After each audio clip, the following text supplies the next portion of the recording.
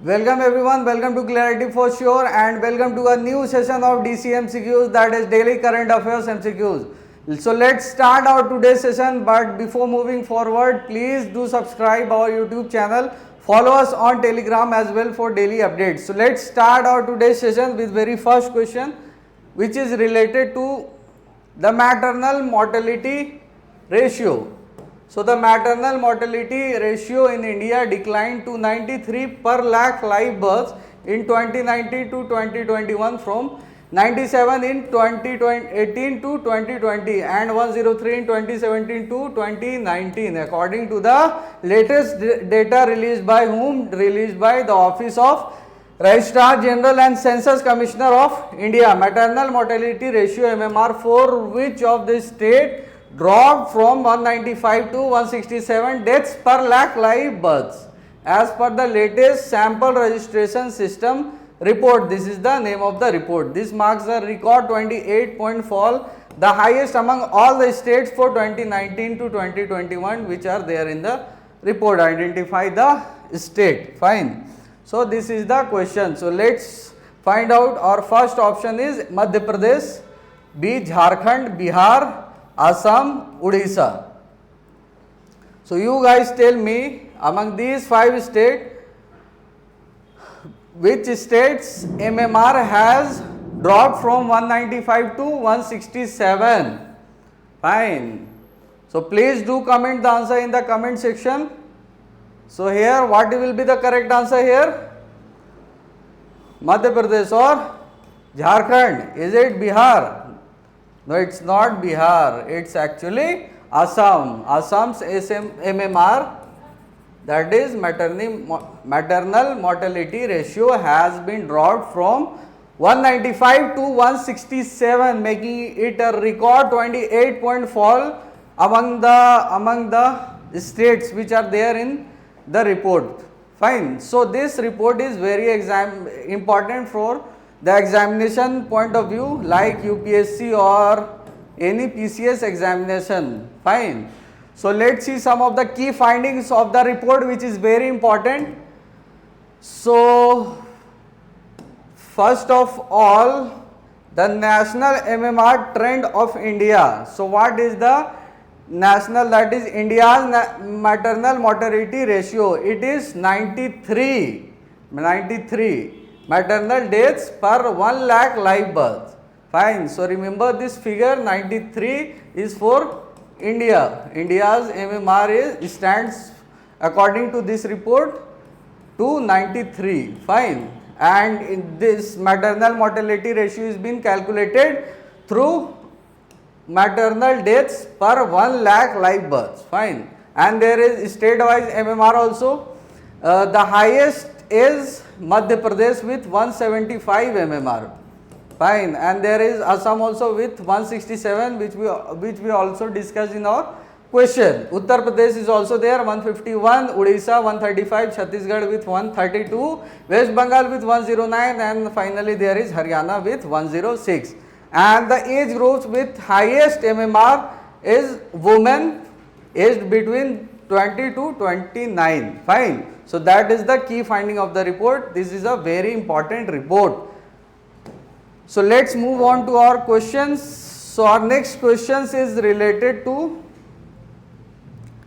India's climate finance taxonomy aims to facilitate greater resource flow to climate friendly technologies and activities enabling the country to achieve the vision of being net zero by 2070, while also ensuring long-term access to reliable and affordable energy. The climate finance taxonomy will serve as a tool to identify activities consistent with a country's climate action goals and transition pathway. The framework is being prepared by whom? This is the question. So our options are A. Niti Aayog, B. Department of Economic Affairs, C. RBI, D. NABARD, or none of the above. So you guys tell me, this particular framework is being prepared by whom? Is it Niti Aayog, or it's RBI, NABARD, or whom? It's actually Department of Economic Affairs under Ministry of Finance. Fine. And what is this? The climate finance taxonomy. Basically होता क्या है कि जैसे government के पास काफ़ी funds आती है from the international institutes as well like IMF और world bank in the name of climate funding. Climate funding के नाम पे बहुत सारी फंड आती है and also from the private entities like some company और इंस्टीट्यूशंस. तो इसमें सबसे बड़ा इशू क्या है कि to identify those sectors who are allied to this climate financing, fine, who are dedicated towards achieving, help India achieving climate goals, that is net zero emission by 2070. तो ये फ्रेमवर्क जो है ये क्या करेगा, ये हेल्प करेगा to identify those sectors of economy who are dedicated towards help India achieving net zero emission by 2070. Fine. And to maintain the transparency between investors and the company. Fine. होता क्या है कि बहुत सारे ऐसे कंपनीज है जो फंडिंग उठा रहे in the name of climate using climate friendly technologies. Fine, climate friendly technologies. But when it comes to ground reality, जब ग्राउंड रियलिटी की बात होती है तो ऐसा पाया नहीं जाता है. Means they are not using any type of such technologies which will enhance climate free technologies. Fine. तो वो भी फंडिंग उठा रहे हैं इसी के नाम पे. तो it will set a framework, a proper framework, और उसमें क्राइटेरिया होंगी कि which of the economic activity will be known as sustainable activities और climate friendly activities. Fine. So this particular framework is being prepared by whom? Prepared by Department of Economic Affairs under Ministry of Finance. Fine. Ministry of Finance. So let's see some of the important things about this particular taxonomy. So first of all, there is the purpose. So the purpose is to classify economic activities to support India's net zero emission by 2070 goal. Fine. And the key objective of this taxonomy is aligned with climate goals and Viksit Bharat vision. Channel investment towards clean and green sectors. Clean and green sectors. Target areas, which are target areas: clean energy, climate resilient infrastructure and low emission technologies. This will promote these following technologies and infrastructures. Fine. Greenwashing. Greenwashing is a term which is very important. See, as I told you कि there is a company, fine, company A, जो कि claim कर रही है कि they are using like solar energy for their daily operations. Solar energy for their daily operations. क्यों? क्योंकि to promote climate free technologies. Fine. But in real sense जब भी ग्राउंड रियलिटी की बात होती है, they are not using any such type of technologies. They are instead using coal based electricity which are the primary reason of emission, carbon emission. Fine. So अब ये जो companies है ये फंडिंग उठा रही क्लाइमेट रेजिलिएंट कंपनीज के नाम पे. ठीक है, कंपनीज के नाम पे. तो this scenario as a whole is known as green washing.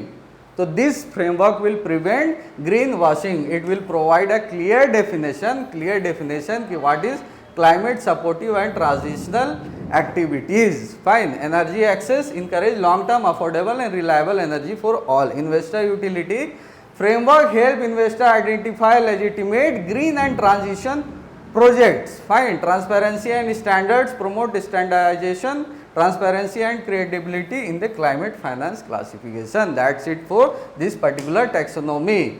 So let's move on to our next question, which is question number 3, and that is related to FPI. So RBI has recently scrapped short term investment limit and concentration limit for investments by foreign portfolio investors in corporate debt securities to provide greater ease of investment to FPIs. Currently, investment by any FPI including investment by related FPIs cannot exceed how much percent of any issue of corporate debt securities. Fine. So this is the question. So how much previously the limitation on short term investment limit was, this is the question. Previously the short term limit investment for FPI was 20%, 30%, 40% or it was 50%. What is the correct answer here? You guys tell me in the comment section what is the correct answer for this particular question. Fine. So the correct answer here is 20% or 30% or 40%. It's actually 30%. So previously there was a cap rule that FPI in India as far as short term investment limit क्या होती है? Investment for not more than 364 days. Fine. इसमें एक cap rule था कि the FPI will on the investment limit will only be 30% and should not exceed 30%. तो इसे recently RBI ने स्क्रैप कर लिया. क्यों किया? To promote foreign investment in Indian market. Fine. To promote FPI, that is foreign portfolio investors in Indian market, and there was also a concentration limit which was also there, a limit of 50% for long term FPIs. Fine. Concentration limit was also there for long term FPI, that was 15%, and for other FPIs it was 10%. Fine. So इन दोनों limitations को scrap कर दिया गया है by the RBI to promote more foreign investment in the country. Fine. So let's see what has changed under new guidelines, under new regulation. So see, as I told you, it was short term limit removed. Now FPI can invest any proportion of their funds in corporate debt security regardless of residual maturity. What is FPI here? That is foreign portfolio investors. सी कोई भी foreign entity के द्वारा Indian market में investment अगर की जाती है, ठीक है, फॉरेन एंटिटी के द्वारा इंडियन मार्केट में इन्वेस्टमेंट की जाती है without gaining the control over the company. Fine. बिना कंपनी के कंट्रोल गेन किए हुए. That is the prime difference between FPI and FDI. FDI aim is to gain the control of the company, but in FPI there is investment without gaining the control over the company. Fine. And अगर FPI में investment India में की जाएगी तो दो markets में की जाएगी. आइदर वो स्टॉक के through, stock means share buy करेंगे या फिर बॉन्ड्स बाय करेंगे. ठीक है. तो जो भी स्टॉक्स में इन्वेस्टमेंट होगी उन्हें बोलेंगे इक्विटी मार्केट, एंड बॉन्ड्स में जहां भी इन्वेस्टमेंट होगी एफपीआईज के द्वारा they will be known as debt market. Fine. This is the key concept of FPI. So in short term investment limit remove कर दिया गया है of their funds in corporate debt security regardless of their residual maturity. Fine.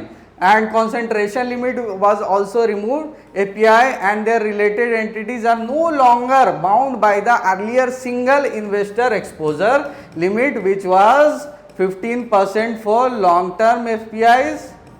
Fine. And it was 10% for other FPIs in the corporate debt market. 30% cap rule was also there, not allowed to invest more than 30% of their total corporate debt investment in the securities with residual maturity of 1 year. 1 year, that is for short term investment. Concentration limit long term FPIs के लिए 15% it was there and other FPIs के लिए 10%. Fine. So that's it for this particular question. Let's move on to our next question.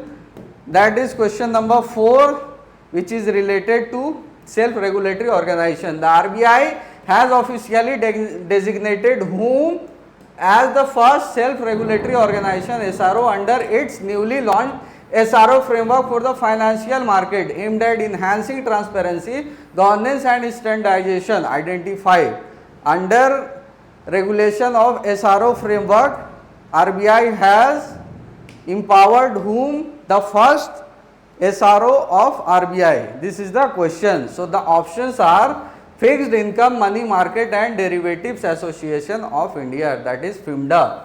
Second one is Association of Mutual Funds in India, AMFI. Bombay Stock Exchange, C. Or its Microfinance Institution Network, MFIN. Or finally Fintech Association for Consumer Empowerment, that is FACE. So you guys tell me what is the correct answer here. Is it option B or C or it's A? What do you think? This is a very important article related to banking examination. Fine, you need to know this question. So our first SRO for RBI is option A, that is Fixed Income Money Market and Derivatives Association of India, FIMDA. Fine. So RBI has officially designated whom? FIMDA as the first self-regulatory organization. What is self-regulatory organization? It is a private organization designated by a government authority like RBI to function as a regulator and to implement the norms of RBI in market, especially to banks. Fine. This will act as a bridge between RBI and banks, who will monitor and implement the norms of RBI to the banks. Fine. And this is done because to reduce the overburden of any agency like RBI का जो overburden हो गया है उसे reduce करने के लिए it will help and these regulatory organizations are formed due to this reason. Fine. So let's see what FIMDA will be doing after becoming the SRO, that is self-regulatory organization. So FIMDA's role as SRO will be first entity to receive SRO status under the new framework, as we saw in the question, will function within RBI guidelines to promote standardized market practices, strengthen transparency and ethical conduct, encourage the market stability through self-governance. Fine. These will be the functioning of FIMDA as a role of SRO, that is self-regulatory organization. Fine. This was a simple concept. Let's move on to our next question, that is question number 5. So launched on 9th May 2015, the 3 Jan Suraksha scheme, that is PM प्रधानमंत्री जीवन ज्योति बीमा योजना, प्रधानमंत्री सुरक्षा बीमा योजना and Atal Pension Yojana were introduced as social security scheme for life insurance, accident insurance and pension coverage targeting the economically weaker section of the society. Which of these statements are incorrect? We have to find the incorrect one. Fine. So this particular question is very important for RBI examination. 100% there will be one question this year from this particular topic because इसका 10 साल पूरे हो चुके हैं and these three combined known, which is combined known as Jan Suraksha scheme, becomes very important. Fine. And there will be 100% a single question coming from this particular topic. Fine. So let's see some of the statements here and find out the incorrect one. So our first statement is Pradhan Mantri Jeevan Jyoti Bima Yojana, that is PMJJBY, is designed to provide the life insurance cover for death due to any reason at premium of less than rupees 2 per day. Fine. So this is our first statement. Second, PMJJBY is a 1 year cover. It covers only for 1 year and renewable from year to year. PMSBY, that is Pradhan Mantri Suraksha Bima Yojana, is a 1 year cover renewable from year to year. DBT, direct beneficiary transfer from PM Kisan, can be used as contribution in APY. So among these 4 statements, what do you think is the incorrect one? Or there is also option E, that is all are correct. Fine. So let's see one by one. So our first question is, first statement is, Pradhan Mantri Jeevan Jyoti Bima Yojana is designed to provide life insurance cover for death due to any reason at a premium less than rupees 2 per day. This is the correct, this is a feature of the scheme. As the name states कि Pradhan Mantri Jeevan Jyoti Bima Yojana, it is a life insurance. Fine, it is a life insurance and it covers death due to any reason. किसी भी reason से death होने पे they will be providing the compensation for it in return of the premium that is less than rupees 2 per day. Less than rupees 2 per day. So this statement is correct. Second one is PMJJBY is a 1 year cover renewable from year two year. 1 साल के लिए इसका cover validity रहता है. अगर आपको उसको extend कराना है तो यू हैव टू पे the premium next year also. This statement is also correct. So next option is PMSBY is a 1 year cover. So प्रधानमंत्री सुरक्षा बीमा योजना is also a 1 year cover insurance scheme and is renewable from year to year also. This statement is also correct here. DBT transfer from PM Kisan can be used as a contribution in APY, that is Atal Pension Yojana. Fine. So this statement is also correct. This statement is also correct. So there is nothing incorrect in all these 4 statements. So the correct answer here will be option E, that is all are correct. Fine. So option E is the correct answer. So let's see some of the key concept of these 3 Bima Yojanas which combined known as Jan Suraksha scheme. This is very important, very important. So let's see some of the key features of these insurance schemes. Fine. So starting from Pradhan Mantri Jan Jeevan Bima Yojana, the objective is life insurance cover for death from any cause that was there in the statement. For that reason this is correct. Second, PMSBY Pradhan Mantri Suraksha Bima Yojana accident insurance for death and disability as well. Guaranteed pension for unorganized sector workers. Eligibility 18 to 50 years with a bank or post office account.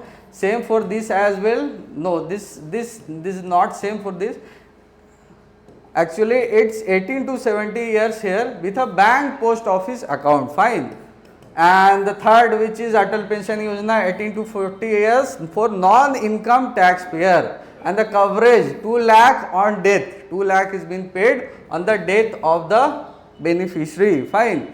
And there is the second one, that is PM Pradhan Mantri Suraksha Bima Yojana, 2 lakh for death or total disability. Total disability terms is also mentioned in the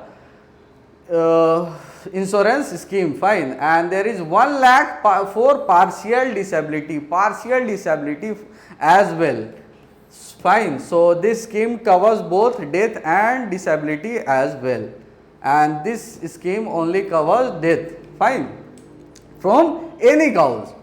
And the Atal Pension Yojana, 1000 to 5000 per month pension after age 60 based on the contribution, that is based on the premium which he will be paying for accessing this particular Yojana. Annual premium for 36 rupees 20.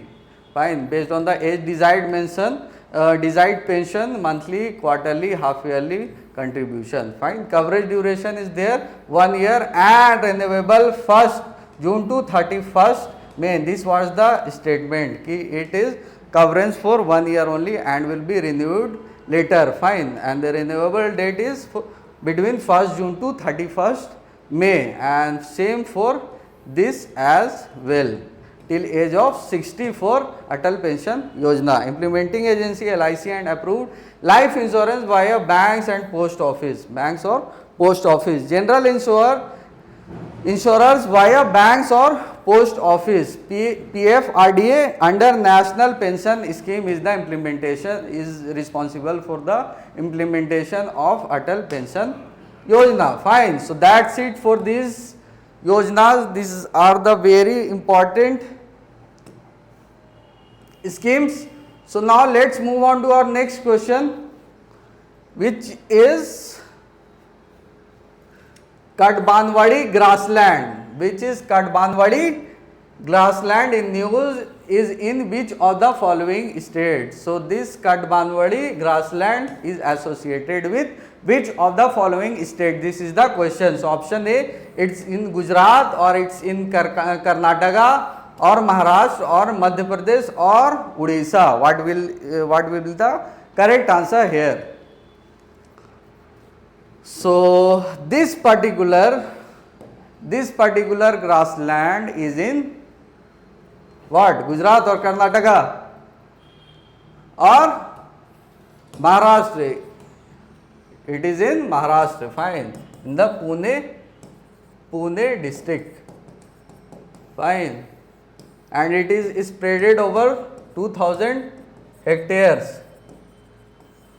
And this particular grassland is in news because there is a species called Indian grey wolf. Fine, Indian grey wolf, whose population has been declined rapidly from 2016 to nowadays. Like in 2016 the population was around something 60 or something, but it has decreased to 6. Fine. It has decreased significantly, and the IUCN status of this particular species is endangered. For this thing, this particular grassland was in news. So let's see some of the ecological significance of the Katbanwadi grassland. Fine. So it is located in Indapur Tehsil, Pune district of Maharashtra, spread over 2000 hectares. So home to Bengal foxes, striped hyenas, Brahmini kites, and the endangered Indian grey wolf, a keystone species. Fine. So this is the endangered Indian grey wolf. A strong history of coexistence between shepherd communities and wolves. Fine. And so this IUCN status is now endangered but are near extinction. They are near extinction, which makes this news very important. Fine. So population which was there from 70 wolves in 2016. As I told you, it was around 60 or 70 something. So it declined from 70 in 2016 to just 6 in latest count of, that is December 2024 to Jan 2025. So this species is near its extinction, which makes this news very important. Fine. So let's see our next question, that is question number 7, which is related to EDI insurance scheme. Fine. So identify the initiative of EDI in which digital marketplace designated to democratize insurance access with low cost, paperless and cashless options, transforming customer experience and underwriting. So among these insurance scheme which are the initiative of EDI for digital transformation of insurance sector. This is the question. Fine. Digital transformation of insurance sector. So the options are Bima Sugam, बीमा वाहक, बीमा विस्तार, बीमा संदेश, और it's none of the above. Fine. So what will be the correct answer here? Bima Sugam or Bima Vahak? What is it? The correct answer. So the correct answer here will be Bima Sugam. Bima Sugam. It is a digital platform of which will be launched by EDAI,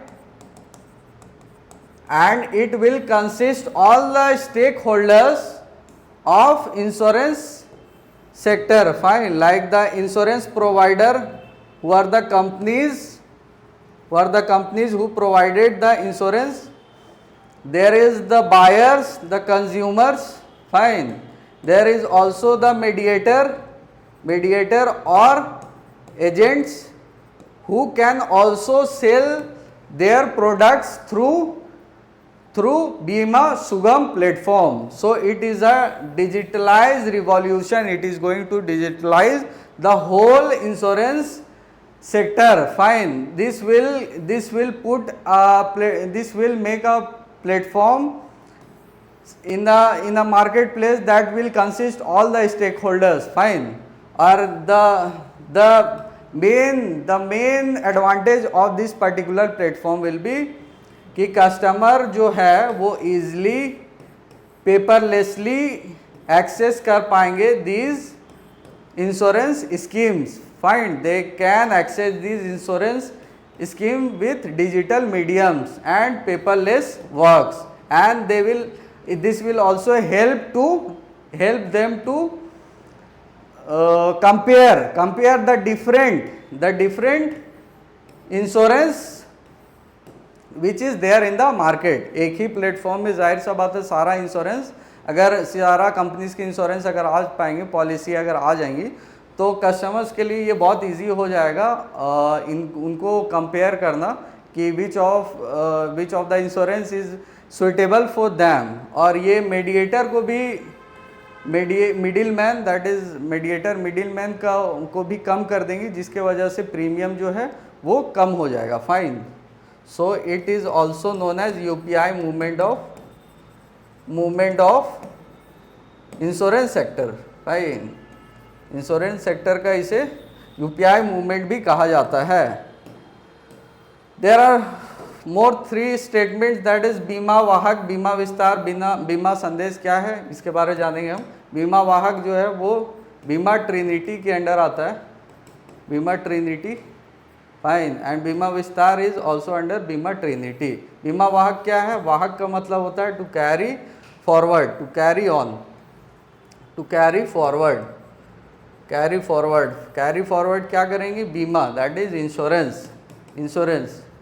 insurance जो है वो rural areas में promote करने के लिए ये particular scheme that is बीमा वाहक लाया गया है बाय एडाई.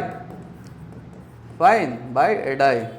और इसका प्राइमरी एम क्या है? इसका प्राइमरी एम ये है कि इंश्योरेंस सेक्टर जो है वो रूरल एरियाज़ में भी घर तक पहुंच पाए सब लोगों के लिए, और इसके लिए women will be diploid in gram panchayat. Most probably in gram panchayat women को डिप्लॉयड किया जाएगा. And this will also help win women empowerment. Fine. Women empowerment के लिए भी ये एक बहुत कारीगर साबित होने वाला है. Fine. And there is also a term that is Bima Vistaar. This is also under Bima Trinity, Bima Trinity. and this is also a insurance coverage scheme. Fine. And there is then Bima Sandesh, which is a scheme of a insurance scheme of LIC. Fine. So that's it for these questions. So let's see some of the important things as far as Bima Sugam is concerned.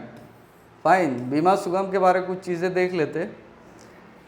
So first, what is who is the issuer of this particular Bima Sugam? That is Insurance Regulatory and Development Authority of India, that is EDAI. Why? Universalize and democratize Insurance access, UPI movement for insurance sector, as I told you. But a proposed digital platform for insurance sector offers a wide range of insurance products and service. Fine. So these are some of the key features, cover all types of insurance, that is life, health, general. And how it will be working: electronic marketplace protocol, single window for policy holder to purchase service settlement insurance. Service settlement will also be done through paperless means. Fine. End-to-end digital solution. These are the steps: store insurance digital details in repository, list policy for access, and insurance account, digital policy storage, faster claim settlement, and renewals. Fine. So that's for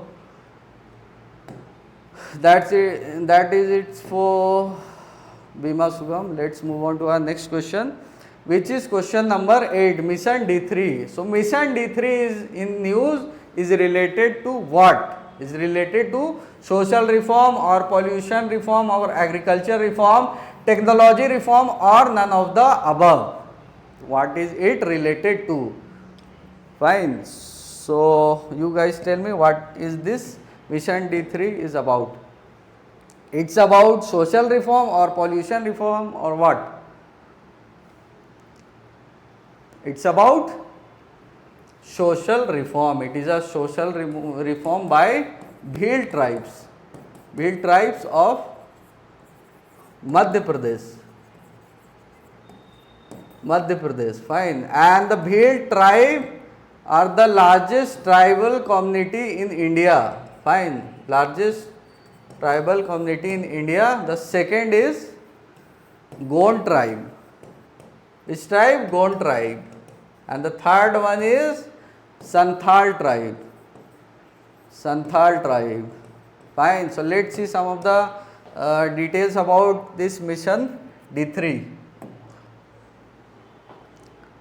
So mission D3 is a community-led social movement launched in November 2024 by Bhil tribe and Bhilal tribal youths in Ali Rajpur and Jhabua district of Madhya Pradesh. The campaign aims to eliminate 3 major financial cultural burdens from tribal weddings, that are Dahej, that is dowry, daru, liquor, DJ music. This is a social reform, aims to remove these 3 elements from the tribal weddings, that is Dahej, dowry, daru, liquor, and DJ music. Fine. DJ music. So that's it for this mission, nothing else to discuss from this particular topic. Next question is question number 9, that is National Bank for Agriculture and Rural Development, that is NABARD, has acquired a 10% stake in Agri Fintech startup 24/7 Moneyworks Consulting Private Limited. The said startup is associated with which of the following? So this startup is associated with which of the following terms? So let's figure out. The first one is Precision Agriculture Financing. Or it's Organic Agriculture Financing.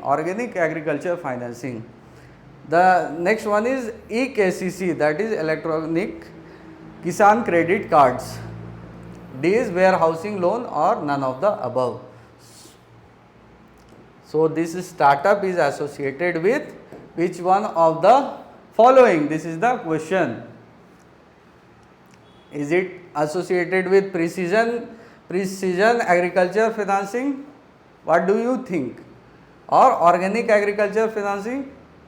No, it's actually associated with EKCC, Electronic KCC. Fine. What is KCC? It is Kisan Credit Card Yojana, which was launched in the year 1998. Fine. And the primary aim of this scheme was to provide loans to the farmers so that they can achieve their desired goals, short term goals. Fine. जो भी farmers को ज़रूरत पड़ती है post harvesting के बाद, जैसे post harvesting में कुछ मनीज की ज़रूरत पड़ती है, So the government will be providing the short term loans to them. So that was the primary reason of KCC. And let's see what is eKCC. That is KCC through electronic medium. Fine. So here is eKCC, that is eKCC, eKisan Credit, developed by 24/7 Money Walk Consulting, is a digital loan origination platform. As I told, it is done through electronic means. Fine. So it is a digital loan origination platform for rural credit. NABARD has invested in 24/7 Money Works Consulting to support the implementation of eKCC. The platform aims to automate the rural credit life cycle by integrating with land records, Aadhaar, eKYC, core banking systems and EPACS. Fine. So this was a concept of eKisan Credit. eKisan Credit. Fine. So there is one more update about credit, Kisan credit cards. Fine. So in Union Budget 2025 to 26, the loan amount has been increased from 3 lakh to 5 lakh. So this is a important update. Fine. So let's move on to our question number 10, which is the last question of today's session. That is, in the context of food and nutritional security of India, enhancing the seed replacement rates of various crops helps in achieving the food production targets of the future. But what are or is the constraints in its wider or greater implementation? Fine. What is the problem when it comes to implementation? This is the question. So our first statement is, there is no national seeds policy in place. There is no national seeds policy in place. The second one is, there is no participation of private sector seed companies in the supply of quality seeds of vegetables and planting materials of horticulture crops. Fine. And finally, the third statement, there is a demand and supply gap regarding quality seeds in case of low value and high volume crops. Fine. Here are the options.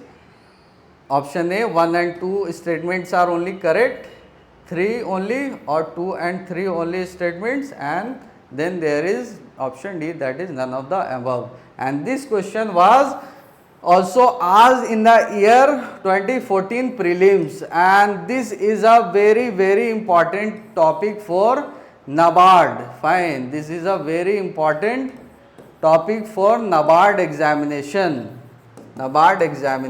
This concept is very important for NABARD examination. So let's find out the correct answer here. So our first statement is, there is no national seeds policy in place. There is a national seeds policy in India.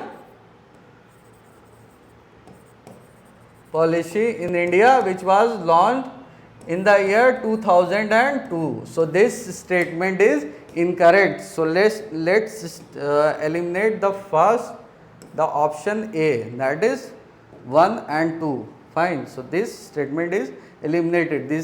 So our next statement is, there is no participation of private sector seed companies in the supply of quality seeds for vegetables and planting materials of horticulture crops. So this statement is also what? Correct or not? This statement is also incorrect, because there is a private sector participation in, as far as the quality seeds are concerned. Fine. So there is many private entities which are there.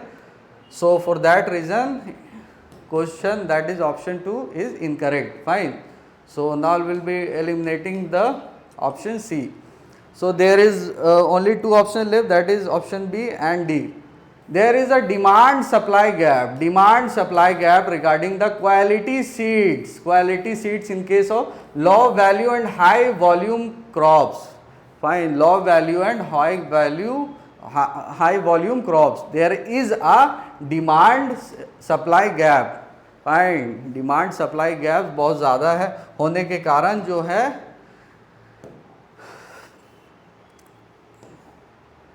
Demand supply का बहुत ज़्यादा gap होने के कारण जो है the seed replacement rate remains very low.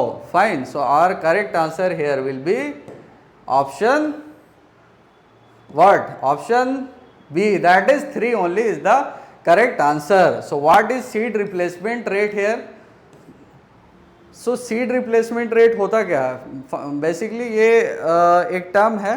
Fine, जैसे कि कोई भी क्रॉप्स उगाए जाते हैं फार्मर्स के द्वारा और वही क्रॉप्स को फिर उन्हीं क्रॉप्स के सीड्स को फिर रख लिया जाता है नेक्स्ट क्रॉप के लिए, मतलब अगला क्रॉप उगाने के लिए. फाइन, तो ये बहुत ट्रेडिशनल प्रैक्टिस है, बहुत पहले का प्रैक्टिस चलता आ रहा है. ये किया जाता है फार्मर्स के द्वारा. क्यों? तो चूँकि जो कॉस्टिंग है उसे कम की जा सके, बट इसका जो ओवरऑल इम्पैक्ट पड़ता है वो प्रोडक्टिविटी पे पड़ता है. ठीक है, प्रोडक्टिविटी कम हो जाती है इंडिया की, क्योंकि जाहिर सा बात है कि नेक्स्ट में उसी क्रॉप से अगर उगाया जाए तो उससे ज़्यादा तो ऑब्वियसली नहीं हो पाएगी क्रॉप्स, उससे कमी होगी. फाइन, सो जो ट्रेडिशनल सीड्स है उसे रिप्लेस जो किया जाता है वो किससे किया जाता है? That is hybrid seeds. Hybrid seed से. फाइन, हाइब्रिड सीड से. तो कितना जो परसेंट है वो हाइब्रिड सीड जो है रिप्लेस्ड हुआ है ट्रेडिशनल सीड्स से, इसी कॉन्सेप्ट को हम लोग बोलते हैं seed replacement rates. Fine, seed replacement rate. और in case of hybrid seed, जैसे कि कुछ जीएम क्रॉप्स के केसेस में, सम जीएम क्रॉप्स क्या होता है? जेनेटिकली मॉडिफाइड क्रॉप्स, जिनमें फॉरेन जीन्स का भी उपयोग किया जाता है. फाइन, उनका जैसे कि for example BT cotton is there. BT cotton is an example of GM crop. इसका जो सीड रिप्लेसमेंट रेट्स है ये 100% होती है, क्योंकि जो हाइब्रिड सीड्स है उसे दोबारा इस्तेमाल नहीं किया जा सकता है फसल उगाने के लिए. फॉर दैट रीज़न इसकी जो रिप्लेसमेंट रेट रहती है वो 100% के अराउंड रहती है. Fine, so let's see, there is a formula of seed replacement rate which is very important for NABARD examination, and that is SRR, that is seed replacement rate is equal to quantity of actual quality seed sown by quantity of quality seed, certified seed. Fine, that is hybrid seed required for the entire production area into 100. This is the formula of SRR. So that is it for today's session. Fine, so hope you guys like the video. If you like the video, please do subscribe our channel, follow us on Telegram as well. Thank you so much.